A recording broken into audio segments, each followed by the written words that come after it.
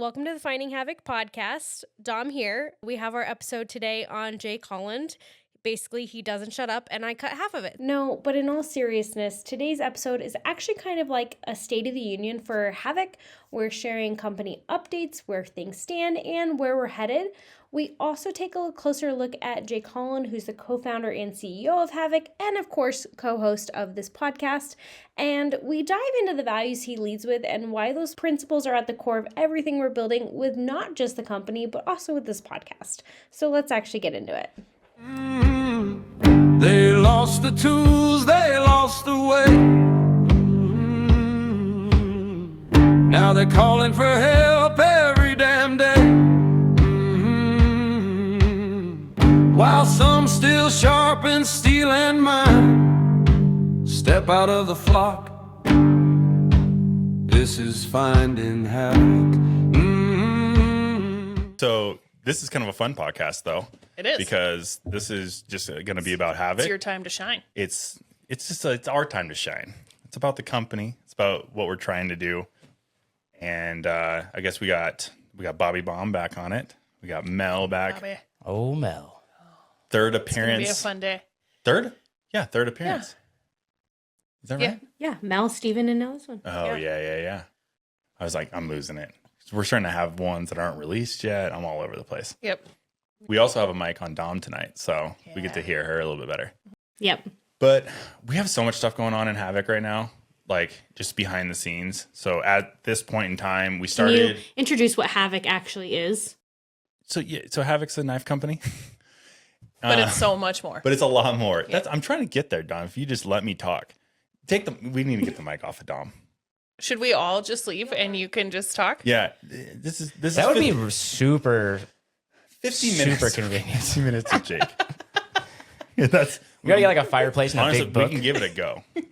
Yeah, and I like, that. really lower the voice, like you're reading Dr. Seuss books slowly. Yeah.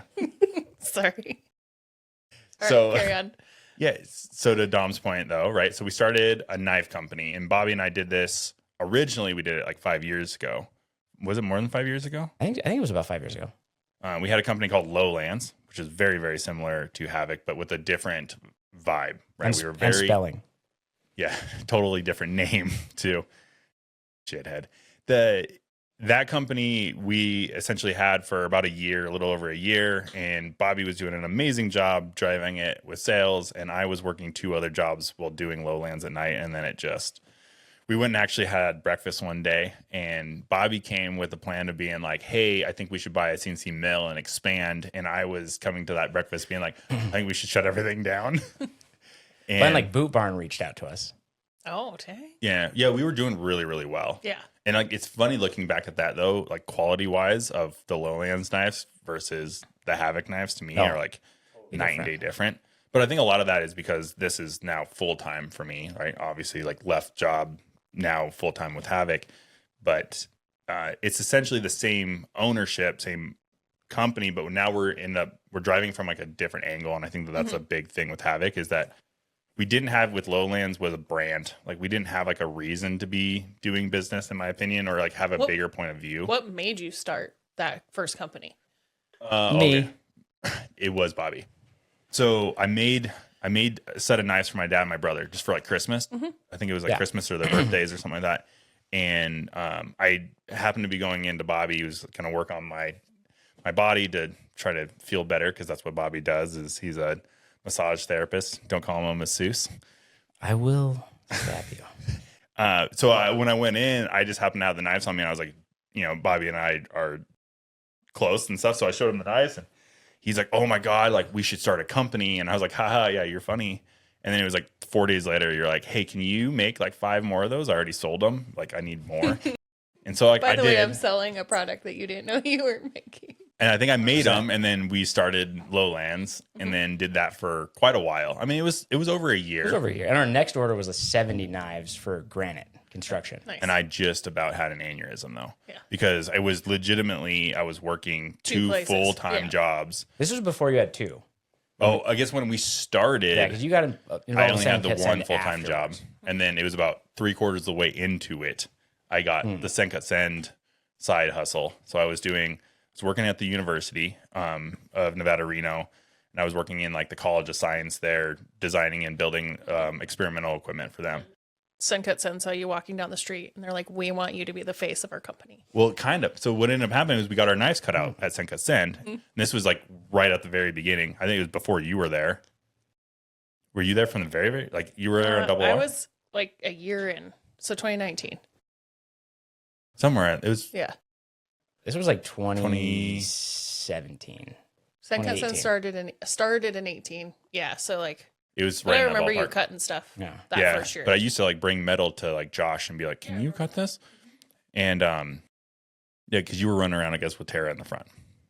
And I guess like I built my relationship with Jim because I didn't know him at the time.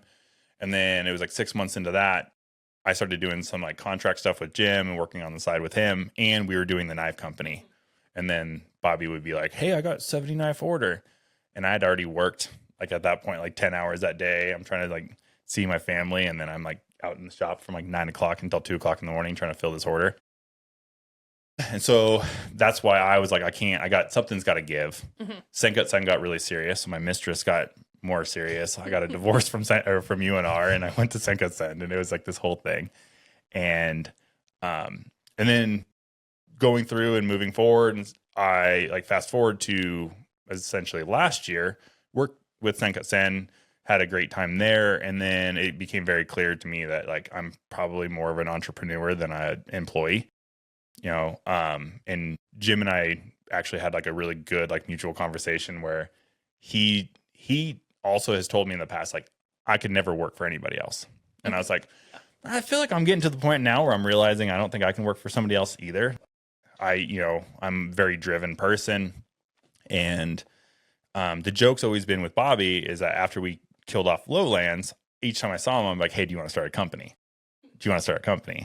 And so last year, "Don't tease me," and he usually was teasing me. Yes, and I was. And then last year, I ended up calling him. I'm like, "Hey, so for real, do you want to start a company? Do you actually want to do this?" Yeah.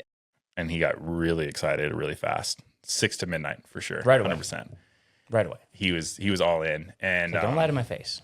The idea was from the very beginning to pretty much start back up Lowlands, but we decided pretty much immediately that we wanted to rebrand it and just have more, especially since I was going to be full time and we were going to be doing like a serious pull on trying to start this company up. And now it's been 10 months, 11 months? No, 9 months. 9 months. Yeah. And I think that we've had a really good start, but I think the reason why I'm so much happier with this one, not just because I have more time put into it, but because I think we have more meaning and more purpose and stuff behind it. We're doing stuff like this, which is what I would have loved to do with Lowlands, but obviously didn't have the time to be putting it into the brand part. And I mean, for Bobby, I think this is probably more for me. Would you agree? 100%. But I'm like, want to be supportive. Yeah. I want to sell knives. Yeah. But I also want to be. So We make a good team though, because Yeah. like there's certain things that, I hate doing pop-ups. This guy loves doing pop-ups. So Oh, yeah. The Ducks Unlimited dinner was so much fun. oh, man. that wasn't a pop-up though. That was just like a function. It was a pop up event. It was last minute, and they let us like sell stuff and Oh, talk to nice. everybody. Yeah. So it was. I talked a lot. You didn't ask for permission on that. You just brought knives and sold They stuff. didn't. It's better to ask for forgiveness than permission. I've learned. The guy sold his own pocket knife out of his own pocket. I'm not surprised at all. That does not surprise me in the slightest. No. Just check this one out. I got one more on. Yeah. The guy's like, "Oh man, I'm gonna have to go on the website." And Bobby's like, "Do you just want this one?" He's like, "Yeah." And Bobby like gave him a little discount. It's like, Jesus Christ, this guy. You mentioned more of a purpose with HAViK.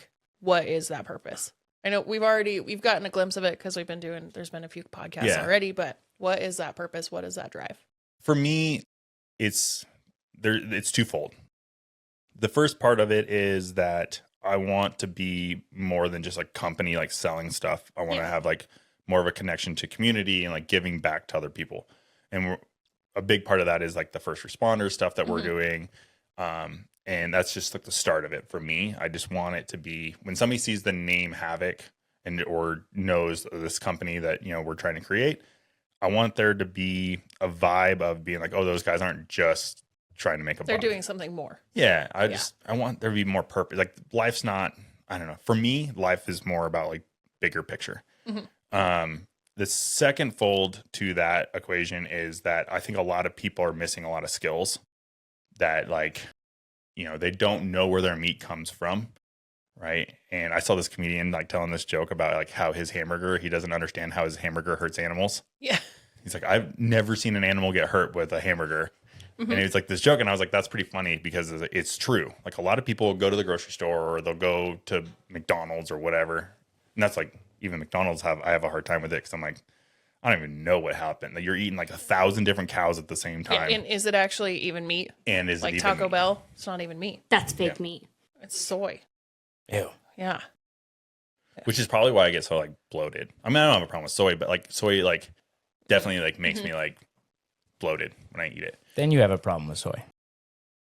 I guess It's I have probably a physical. all like the BS. Sorry, I have a physical problem with soy. I don't have a mental problem with soy. There's a difference. A there, right? problem's a problem. We didn't Sure. distinguish. Probably Just to all the weird clarify, like, additives. I'm okay like with the concept of eating soy. My body doesn't particularly like it. Okay, so back to people don't know where their food's coming from. And so with that, the bigger part is like this podcast is like a big theme of this one is talking to people that have skills or are part of the community in a way to like build something that not a lot of other people have. We've talked to you, right? And you've done all this crazy shit where you're backpacking people in on a whim because you said yes to some random dude that you didn't even know what you were saying yes to. Gabe on our very first podcast, the guy's done a lot of stuff in his life, both positive and negative, and he's trying to figure out a way to give back to his community with the mental health aspect, which is why we're trying to do that first responder stuff. Yeah. And for me, that gives me more purpose. So as we're trying to drive the company to become bigger and drive more sales and I don't know, just try to figure out what the next steps are for HAViK. In the background, to me, I'm like, there's a why, or there's like a more meaningful approach. Because it's like, if I'm grinding every single day, like I've been doing There better be a good reason. 16 hours, I'm like, one, we're in it to make money, right, Bobby? But We better be. and that's the part that Bobby brings to the table. But like, for me personally, like it makes me feel better to know that if we do create something that grows into something or blossoms into something big, that there's a reason or a why behind it. It just makes me feel better. It makes me feel like I'm doing something more meaningful with my life. At the end of the day, if I died in 2 years from now, I'm like, I did something or maybe gave something back. I don't know. And I think that actually might be driven also in the way that I had to go into this entrepreneurial route, because you can't do that as like a W-2 employee sitting behind a desk every single day as easy, right? You can do side programs and stuff, but maybe you don't own that side program, or you have to just develop that from your scratch. Volunteer, work for a nonprofit. Which is great. Seeking like, that's out a great way those to do opportunities. it. I guess to have this be mine, I'm like, what a great opportunity to combine and put those two together. For me, like this is a really good spot to start. And I'm also like super intrigued with people that do cool shit. So it's also like a side conversation of just being like, I just want to talk to cool people. Self-indulgent. Yeah. Let's see what people are doing out there. Yeah. And how they're doing it. Yeah. And what we can learn from them. Yeah, absolutely. What Dom can learn from And them. sell him some knives. And so with that, being that 9-month, essentially tenure that we have into the company, I think we've done a lot so far, like from the brand perspective and from the product perspective. We have 2 fixed blade knives that are fully launched right now, and they come in a lot of different flavors. We just added Cerakoting to our knives. We're getting away from parkerizing, so we're improving our manufacturing. And we did a really big leap last fall where we were producing things in a much more slower, harder way. And then we fixed a lot of things, and we were able to like drop our prices to be a lot more competitive, which I think made a lot more sense in my mind. And then on the big picture is like, we got Leah to do our website, which is just phenomenal. She's amazing. She's so freaking talented. Putting the right people in the right places. We developed the podcast, which took us 2 months ish to like get it all kind of like figured out and what we were doing. It's all coming together, and it's just like every single day, I think we're moving forward. It's just a grind. I will tell you this though. It's the hardest thing I've ever done by a long shot. No, you put in a ton of time. Like, your hours are insane. I don't even think it's like hours though. It's You're up like 60 hours a week. What? It was more than that last week. It's less about the hours though. There's 2 things. It's the solitude of just like in the shop by yourself. grinding every single day by myself. Except Wednesdays. Wednesdays, Bobby comes out. I mean, Bobby and I talk like 5 times a day. Oh yeah. And it's like every single conversation is like always productive. We're always talking about what's next, like what we're doing. We have our Monday meetings, which we're talking about like what our goals are for the week. Every single day we're making it 1%, probably 0.1% better, right? The little tiny specks. But the hardest thing is like the motivation to continue going is like, I've never struggled with a project of being motivated for a project, but there's definitely days where like Bobby's caught me where he's like talking on the phone. And I think he knows that I'm like just low, just like struggling. I'm like, dude, I hope this is all fucking worth it. And then like, he'll like make some silly jokes or something, or he'll come out and like work with me. And then it's like, I'm back up on a high and I'm like, okay, I'm good for another week. It seems like no matter what, though, even if it all, for whatever reason, shut down tomorrow, I feel like you would still say it was worth it. At least I gave it a shot. I mean, like it's been a conversation for me for a long time. You put everything into it. Yeah. Right. But, you put everything you could into it. Yeah. I mean, talking about, we talked with Steven about setting examples for your kids. Yeah. Like Nico is seeing what you're doing. Yeah. And that you said you're going to do this. You're actually doing it. Yeah, sure. I appreciate that. That's a nice thing to say. Yeah, my dad told me the other day that he's like, if it doesn't work, it's not because you didn't try. Absolutely. Like, yeah. Like, shit, dude. You know, I think it's gonna work though. Yeah, I think so. It's definitely gonna work. Yeah. It's gonna work. We got some awesome stuff coming up. I got a lot of like good people around me that keep saying like when, not if. Yeah. That kind of stuff. Like, were you driving that conversation? I wonder who gave you that advice. Definitely wasn't you, no. That sounds like a very artsy thing to say. It was probably dumb. I think the next steps for us, though, over the next couple months, is just like a weird building phase where I think we understand our brand better now. Now that we understand our brand, we have to build both the brand and the products at the same time. And Bobby's doing a really good job of getting us with some connections on the sales side of things, and we have a lot of really good leads on that could help us get to that next level from a sales standpoint, but we also still got to keep building the brand to match it. And that's probably more important to me than Bobby. And so Bobby's doing his portion of the company extremely well. And so now I have to just make sure that I'm matching his execution, both from a manufacturing level and then also the brand level. Team sports. And yeah, we make it a balances good team, the board really nice. Yeah. It was funny that when we were at the Ducks Unlimited dinner, I was like, I'm a very social person. I'll talk to anybody. But at that dinner, I'm not a good person. I won't go up to you and try to sell you something. Oh yeah, I'm not a can't do it. salesperson. Yeah. But he is. And so it was really funny. I was sitting next to his dad at this Ducks Unlimited dinner, and Bobby's just going table to table, just being like, blah, blah, blah, blah. He'd come back and he'd like, I sold 2 knives. And then he'd like leave for like 5 minutes, and he'd come back and he'd like, I sold another knife. And I'm like, I can't. That's why we need each other in this company. Like, I make the knives, he sells the knives. One conversation, it sold 8 knives. Nice. Like I looked at my phone. I was like, oh my God, I'm going back to that guy right now, saying thank you, lasering his brand on everything. And that turned into something awesome. Yeah, and that turned into another lead.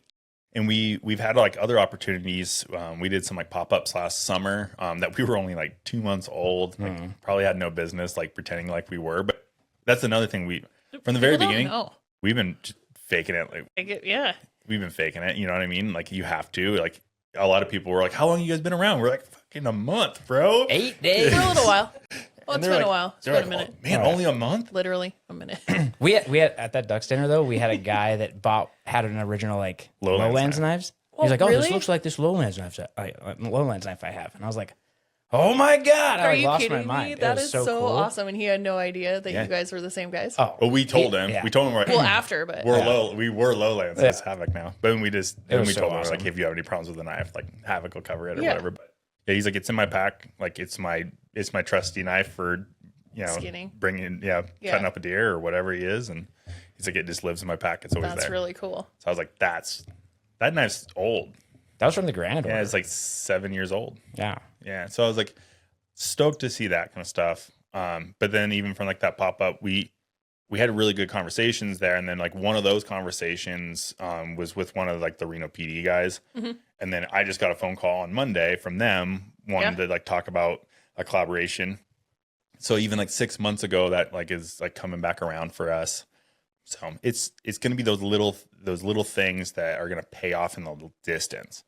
That's like a hard thing though to wrap your head around on like a day-to-day basis. Is it though? You're an archery hunter. Like to me, Yeah. right? You're talking about taking your boots off and sneaking on something in your socks for a couple hours Yeah. for the payout that you may or may not be able to get close enough to get it. I feel like it's pretty parallel. That's a good analogy. It is a good analogy.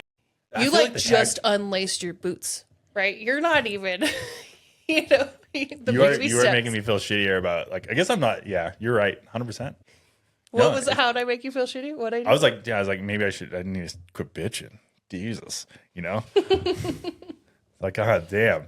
That's a good analogy. I think you like overthink everything. Like you throw a giant like microscope over a little thing and you overanalyze it to like a totally different level. Yeah. So because I don't think anything that Jake makes is really gonna be like 100% like totally satisfactory for him. Well, So like pulling him away from himself in a way, like it's still incredible, but Yes. like he will re-engineer something to death, which is awesome. I've done the fixtures for the handles like 10 times, but they are better every single time. The newest one's way better. Yeah, but you talk about, you've said before about things just never being good enough, right? And that's what we're talking about. You're making a really good product. Yeah.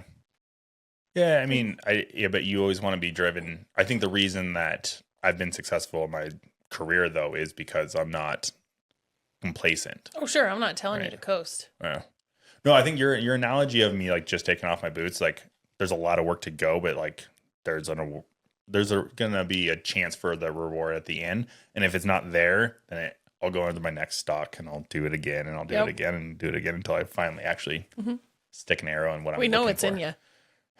Yeah.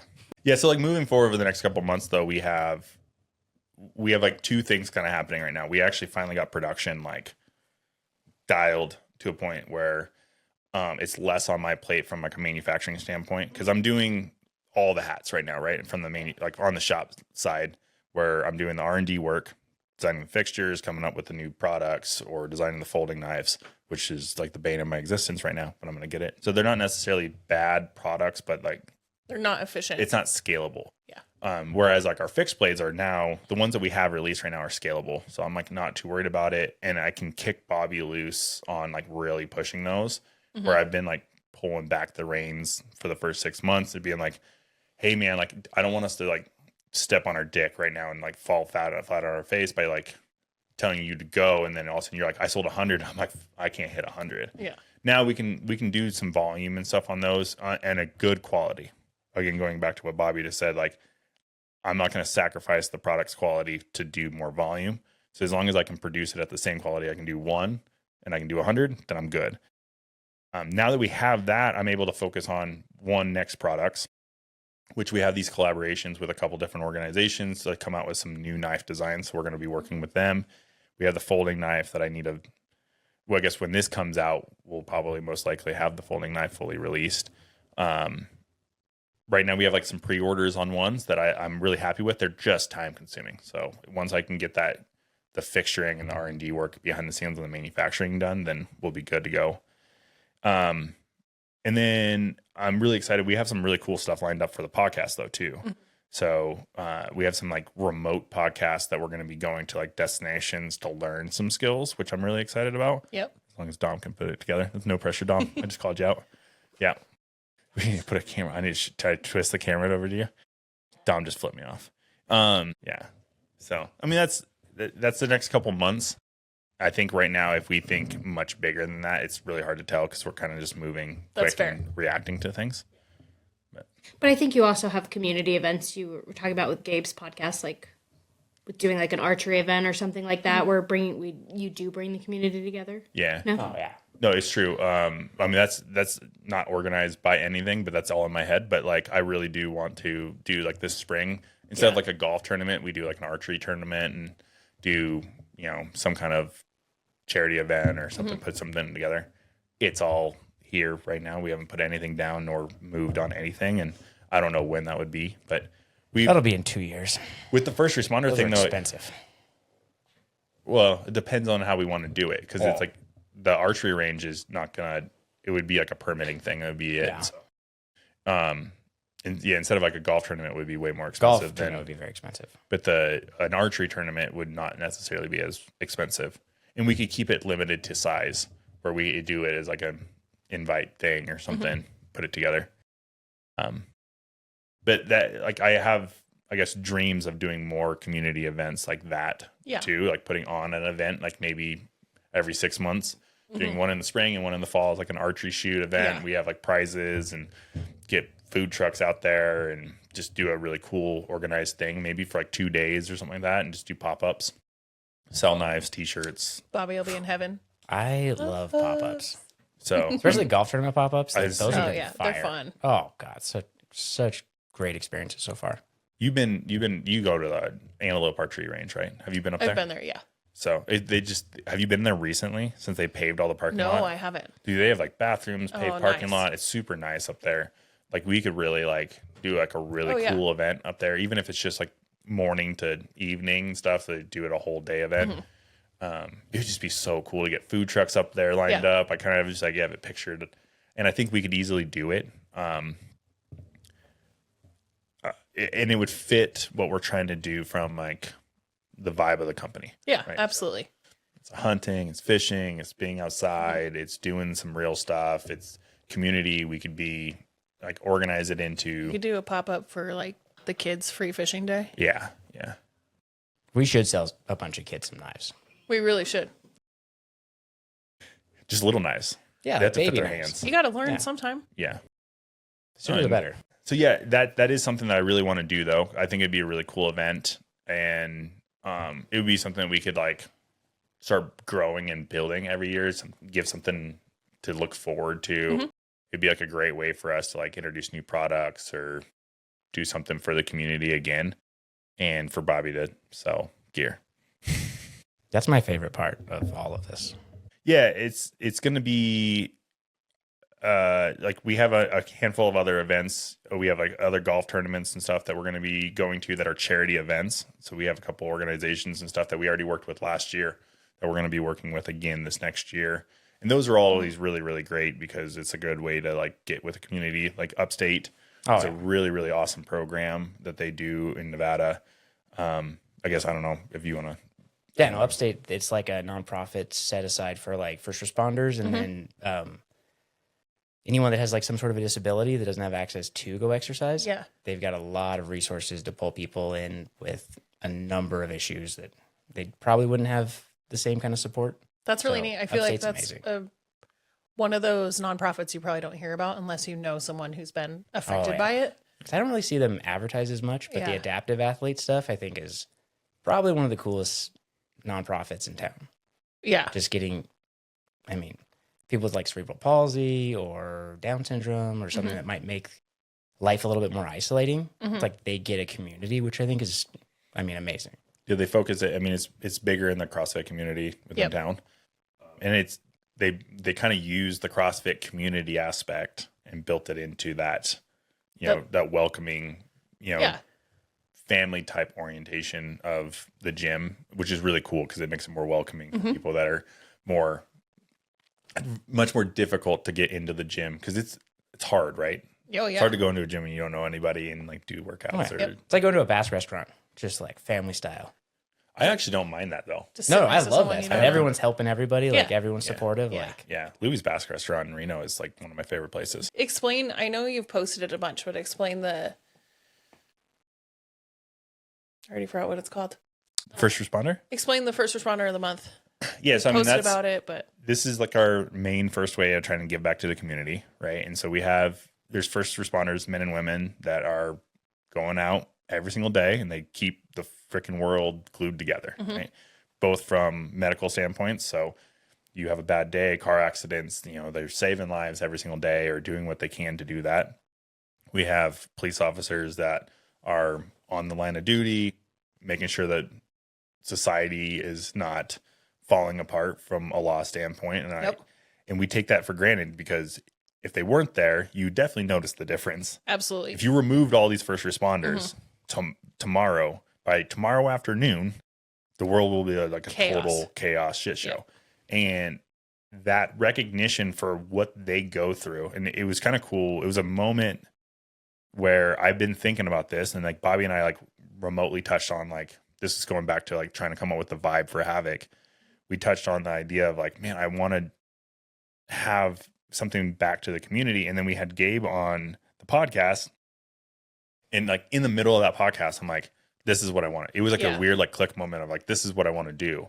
And afterwards I like text Gabe because, you know, he's big on the mental health side, and I want that to be an aspect, but not necessarily the whole part, right? I just want to give recognition to these individuals that are going out there, because they are doing a lot of, they see a lot of terrible things. It's trauma almost daily. All of them, right? So like, and that trauma can build up, and I just want them to know that they're being like recognized as much as I can possibly give back. And I'm trying to, I guess, bring that to the light. So how the program works is that you can nominate anybody at any given time. So right now, as we're talking right now, you can go on to spreadhavik.com, go to nominate.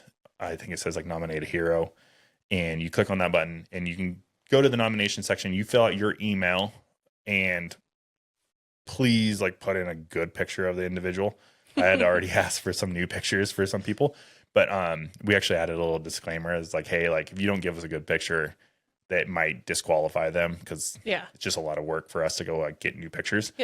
But yeah, nominate a person, and the bio like that you put underneath is exactly how we're reading the bio, like the bios, and we're determining who is going into the finalist every single month purely off of that. So details and understanding like why you're nominating them, how they're giving back to the community, what they're doing for us every single day is like really critical. From there, we're polling on the 15th of every month. We poll all the nominations, and we're picking 5 in which they go into a voting phase. So as we're doing this podcast right now, we're in the voting phase for January. Every single day you can vote once per day using your email for any of the first responders. You don't have to know them. You can go through, read their bios, decide who you want, and then vote for them. It's a really cool program, and like it's been wildly successful. I think we have like over 400 votes already this month. Nice. Or for this month's thing. It's been really engaging. I'm really excited about it. It's been a great way for us to talk about HAViK without talking about knives, which I think is really important for me. And then on this Thursday, whoever has the most votes is going to win. And we're trying to build. We have a lot of really great sponsors. So January sponsors are Send Cut Send. We have Troop Coffee. We have Precision Resilience, and then obviously us. The winner is going to get coffee, a knife set, T-shirt, hats. I think some stuff from Precision Resilience. We're still working with Gabe on that. And we're also doing it where any of the finalists, they're also getting a knife from us. So, you know, they all deserve something, right? Like, I'm not being like, oh yeah, like you didn't win, you got nothing. Like I respect all of them. If you win, like you're not going to be up for winning again. So it's just a one and done thing. If you're a finalist, but you don't win, I think we're going to do like every 6 months, you can get back into the pool. Re-nominated. Yeah. And it's great. We had like a really good showing from the community on the first iteration where we had a great amount of nominations. We actually had to go through them, pick them. And we have had really good voting counts. Like people are actually going on the website. They're voting every single day. I'm really excited about it. And I think so far it's been, and it's actually really competitive. Like I'm not 100% sure who's going to win this week. So it's really cool. I'm excited about that. And I think this first month is going to show that we are legitimately serious about this. Because it's always one of those things where like, oh yeah, these guys are putting together this program and they're going to give away an award and stuff. And then you just don't really know if it's going to be successful. But I mean, we are doing it, and I'm excited to see it grow. I'm just as excited to see this grow as I am to see HAViK as like a company grow, like both of them equally. It's going to be really cool. I'm super excited about those things. Both of them? So much. I know you are. So supportive. And so, and one other thing I guess about that is if anybody's listening, if you are nominated, you have to accept the nomination in your email. So we won't post anything about you unless you or your said, likeness. Yes.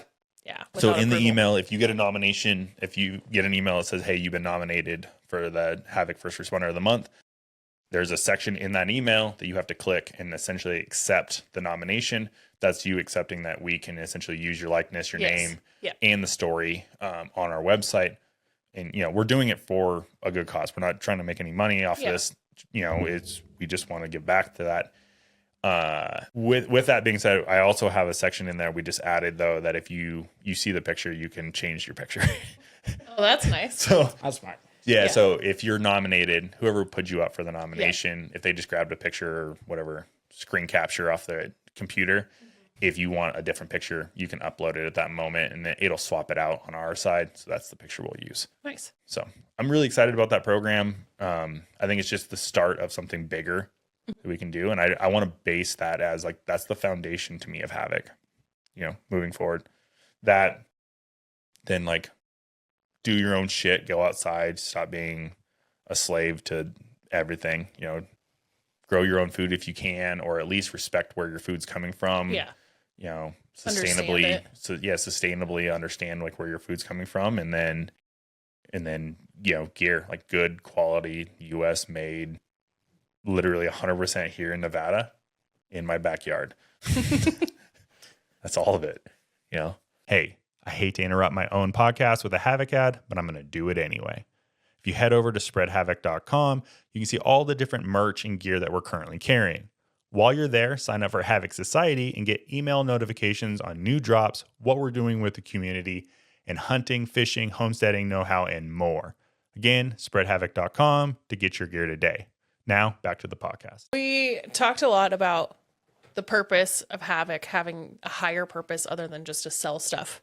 But where did this kind of get instilled in you? We've touched a little bit on your background here and there in the last few episodes, but I think it's about being a dad. You think so? Yeah, I think so. I think I've always had that, growing up where I grew up. So I was born in Reno, lived here until I was 3, but then moved about 40 miles west into California. Right? A small community. Yeah. Reno was where we got groceries, but it's a really small community. Yeah. I think I graduated with less than 30 people. I can't remember exactly what our graduating class was. And growing up, that's what we had to do. I have this awesome brother that all we did was like hunt and fish. Like he was the only other kid in town. So he was my best friend. If we fought, it was like an hour and then we were like, I guess I'm bored. So I guess we're going to hang out again. With you. And it's always just a really cool childhood. I've always been really excited about how I grew up, but I've also gotten a lot of skills from that. Yep. So I grew up racing. Well, I guess I didn't. I started racing when I was 10, and my dad racing cars. Yeah. So yeah, that's a good point.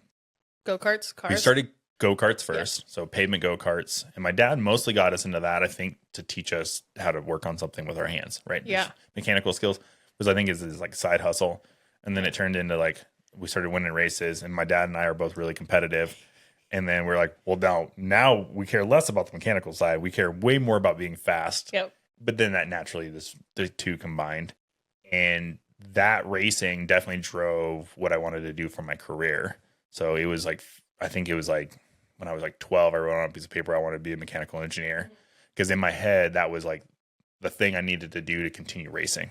And get faster. Yeah, it was just understanding the mechanics of things and building cars and stuff. That's what mechanical engineers do. So I'm going to become a mechanical engineer so I can go down that route. And at the same time, my brother was into racing for a second and then immediately we got out of racing. The joke's always he always used to come in from practices and be like, the brakes aren't working. The brakes aren't working. My dad would be like, the brakes are fine. My brother was just like, I'm not having the speed part of it. Yeah. And it's funny now because he's super fast in pretty much everything he drives. But at the time, he wasn't into it. He got into hunting and fishing. And so we used to fish a lot on pretty much a daily basis. We'd take off when we got home, go fishing. We'd literally flip over cow turds and grab worms underneath them. So we'd go out in the field with a bare hook and a pole. And we were like, I guess we're going to have to go find shit in the field to put on this hook so that I can catch something out of the creek. You figured it out. Yeah. And so, grasshoppers, you figured out bumblebees are amazing. It was you find a bumblebee and you just you get your little clap situation, right? So you they're on a little flower and you just get on both sides and you just clap them and they just fall and then you could just hook them up and you could catch fish so well on those. We just brook trout after brook trout. They'd swallow it and you'd have to cut the fish open to get the bumblebee back out, put it on the hook again. Then you don't have time to go find another bumblebee. No, bumblebees were super hard. Like you found a bumblebee, you're like, this Stoked. day is going to be so good. And grasshoppers were a second. I always think back now, I'm like, should have just tied my own bumblebee flies. But I think it's really cool that I like went. So it was like that skill level of like, we were young enough. And this goes back to even the stuff that you did, right? When you were a kid, you were just figuring shit out. We like I think my mom or my dad like taught us to like kick over cow turds when we were like walking through the field and get grubs or worms and stuff underneath them. But it was those skills that I'm like, oh, these are like really good skills to have. If you give me just like a fishing line and like some kind of hook, I can go to I'll catch fish. I'll be able to feed myself. Yeah. And then you start getting like older, and then you're killing like, you're hunting big game, you're killing deer and bears and stuff in California, and you're learning how to like break them down out in the field and process them. And these are more skills that you're developing. And then also at the racing side of things, I'm learning how to like, if we crash out in the middle of the desert, what do I have available to like fix this car to get back in the race? And you're learning those skills as well, and it starts compounding. And we're in the middle of nowhere to start. So if we don't have like a tool to work on the car that day, we're walking out into the scrap bin, we're cutting it with like a plasma torch or a acetylene torch, grinding it into a wrench so that we can like put it on the bolt that we need. And all of those skills were a slow trickle to getting to the point now where like, I truly believe there's not anything that I can't do if I just put my mind to it. It's like, give me 30 minutes. I'm going to have it figured out and we're going to be good to go. And so I'm probably overly confident, especially like when I go out into nowhere, that I'm like, if the truck breaks down, I'll be fine. Like if anything, I'll probably be a little giddy about it. Yeah. Oh no. No. Yeah. I'm stuck out here where the truck broke down. I guess I'm going to be out here for a month. And it's exactly it. There's that book Hatchet. Do you ever read that book? It's my wet dream as a kid. I'm like, dude. I think I did a book report on it in like the 6th grade. It's my favorite freaking book ever. And I'm like, I want to be on a small airplane crash in the middle of nowhere. And I just want to have to survive off of like this plane and a dead guy. Like that would be amazing. Like the whole entire thing would be an amazing experience. If the producers of Alone are listening, we'd love to get Jake on the show. Oh man. So I was going to apply. Donate a dead guy. So yeah, the only way I'm doing it is if you drop me in. Bring me one dead guy. All I need. And fishing. In the book, he didn't do anything with the dead guy, but he had to swim back down to the airplane to get stuff out of the airplane, and he was still because the pilot has a heart attack in the book, and he's strapped. And they crash into a lake, and he has to like get out, and he swims to shore, and then eventually he starts swimming down to the plane to get supplies. I think one of the things being a hatchet. Yep. And I was just like, oh, that's such a dope scenario to be in. Thanks, Kevin, for bringing this hatchet. And yeah. So actually, Lindsay and I talked about Alone, or I was like, dude, I do Alone in a heartbeat. Yeah. And I was going to apply, and Nico was like, I don't want you to do it. Yeah, he's like you can't leave for that long, especially. Yeah. I think what's tough about because he also knows that like you're not coming back. I won't come back until I win because that's how I am, dude. I will most likely they'll have to kick me off the show because they kick off people from like losing too much weight if you're not like able to keep up. I would be that person. Like I wouldn't leave if my house burned down in the middle of the night. Build another one. I'm building another one the next day. There was that guy that his place burnt down, dude, multiple times. He was like the final 3. Yeah. But I think the biggest thing about that is it's an unknown amount of time. It's not like 3 months, 6 months, whatever. It's you don't know until they come. You don't know. Yeah. Well, and your family doesn't know, right? Either. Well, and it's always crazy to me that like the last person, they end up like flying their family in, so they have to wait. They're out there for like another 2 days. They're actually out there longer than because like the last person will kick out, and then they're like, okay, we got to bring the family in. We bring the whole family in, so it takes them like 2-3 days to get to them. Just hanging out, and then they come in all together, and they're like, oh shit, I won. So they were just like out there hanging out. I would love to be on the Alone show, and I think that's from that confidence, and that confidence comes from just learning all these skills, having this good foundation, this base, and then being able to have that ability to be like calm in the situation and be like, okay, like what do I have available to myself to better my situation? And I talk to Nico about this all the time. So I guess I'll wrap it back to what my original answer was, which was being a dad. Yep. So the biggest thing that I've learned, and the thing that I want to teach Nico is to have, sorry, Nico's my kid, my son. I want him to have the confidence to be able to say that he can do whatever it is that he needs to do. And that comes from having skills and building that confidence over time. You don't just get that. If you have it from like an unrealistic expectation, then you're actually going to fail really hard, right? Yeah. It's going to be unrealistic. It's not going to be built on anything sturdy, and it's just going to collapse underneath you. You're going to go into it saying yes, and then you're going to realize, be unprepared. Oh, fuck, I've overstepped my boundaries, and then you're going to crash. But if you go into it with this like foundation, like you built up something underneath it, then if something's not working, then you pivot. And if that doesn't work, you pivot. You keep doing that until you find the right solution to the overall problem. And so you don't have that panic, and you have many failures, but you don't have this catastrophic failure. And I think with teaching him as a father, I've realized that I'm like, oh, like he doesn't know where meat comes from. He doesn't know naturally how to build a fire, or like a buddy of mine broke down in the middle of Nevada, and he's like one of like the most handy people I've ever met. But he took his like sheep herder's jack, so like the ones, I guess you can jack up a front, hangman jack. So they'll knock you out, right, if you're not careful with them. But he ended up jacking up the front of his truck. He broke the whole coilover suspension on his truck out in the middle, no service, middle of Nevada, super, super far away from anything. Like I think he was like 50 miles north of Black Rock Desert, like in the middle of nowhere up there. He took that, jacked it up, took the handle off a sheep herder's jack, cut it with a file, and shoved it in that spot, and then kicked the sheep herder's jack out. So it was just solid suspension, but it was holding up at the front of his truck. And then like bound it with a bunch of like wire and straps, and drove 50 miles out and got himself out. That's the kind of shit that I'm like, dude, most people can't. No. Most people don't have that skill anymore. Yeah. And not to give Dom shit, but like, changing a battery. It's one of those things that like. Yeah, Bobby, I don't know how to change a battery, okay? But A battery to what? A car battery. Oh, okay. I thought you were like struggling with like the TV remote, and I was like, whoa. She doesn't know. Okay, I'm not that bad. She doesn't know positive and negative. But that's a good example though of something that like you have this level of my buddy, that is hacking parts in the middle of the desert and then changing your car battery.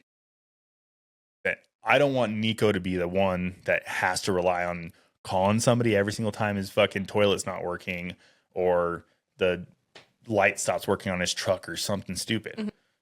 Like even if you've never done it before, you're just like, oh, well, I have a basic understanding. Yeah. And I'm going to apply the thing that I do know, and I'll figure it the fuck out, and we'll get through this. That is to me like a big core of HAViK, because I think that that's what I base my entire freaking life on. Everything that I've ever done, I've been in so many freaking interviews for engineering where I've lied so much, right? They're like, hey, have you ever done this? I'm like, sure. 20 times. Yeah. Never even heard of that thing before. But if in that case I get that job and I go into that situation, it'd be like, give me 2 days, and I'm like going to be probably better than most people there. Yeah. So I'm just like highly confident and not overly confident. I will actually figure it out. But having that base, that foundation, is it. And so I think this podcast and this company is like circled around that, being like, man, like just having not just like dirty job style of like, there's these guys that are doing these jobs, talking to people that have done some shit or have that same foundation, how they got that foundation. I mean, you got your foundation a lot on your own, and then also through saying yes to uncomfortable situations, right? So you've said yes to like, you want to go pack fucking people around in Yosemite? Sure do. And you're like, sure. And then you learned how to pack a horse there, and you learned how to chase off bears, and you've done all this kind of shit where you wouldn't have, if you didn't have confidence in yourself, you would have never said yes. You would have never gotten those skills. And then you would have had less confidence in yourself because you never had that experience. Yeah. We have friends that, baking. I think we're trying to get Bailey on the podcast. We're And going to have a bread day. we're going to have a bread making day on this podcast. Oh, yeah. And she's doing this really cool thing. She's starting her own company up, but she does amazing baked goods. But she also has, like, if you look at what she does, she has like this artistic sense to it as well. and she's a photographer, so she's combining skills that it's she pretty has. too. Yeah, it's just all together, and I just love to see that where like you have these people that take these foundations that they have and they apply it to every single day life. What's funny is when I think about you talking about wanting to share this with people and with the community and that sort of thing. It's funny because we talk about if the world were to end tomorrow, it's like, well, maybe we shouldn't. Maybe we should gatekeep all of this because then everyone else will just die. We'll have less competition. We'll just live a nice little. It's gonna be so hard to sell knives if that happens, and I'm gonna be real upset. I think it'd be way easier to sell knives. It's gonna going to be If everyone's dead, No one else can make a knife. Oh yeah, you just said if everyone dies. that's true. If we gatekeep larger. it. Well, you gatekeep We're it where knives for like people are walking up and they're like, tomatoes "Can we have a knife?" And yeah, you get goods off You of have 9 bullets, sir. Yeah. We're back to bartering. Yep. Oh, I'd love that. There's a part of me where I'm like, when the lights go out, like if your power goes out, Yeah. I get so giddy. I'm like so happy about it.